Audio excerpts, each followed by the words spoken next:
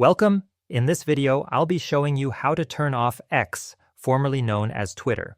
Alright, if you find this video useful, please make sure to leave a like and subscribe to the channel for more tutorials like this one.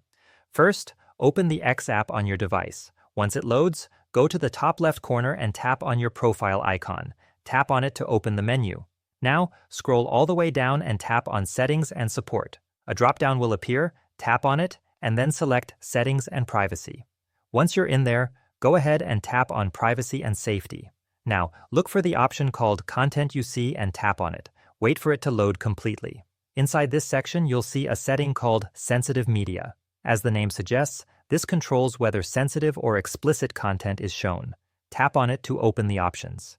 Here, you'll see settings like Show All Graphic Violence, Adult Content, and Other. What we need to do is turn these off. Start by tapping on Graphic Violence, then select Never Show This, and go back. Next, go to Adult Content, choose Never Show This, and go back again. Finally, open Other, select Never Show This, and return to the previous screen.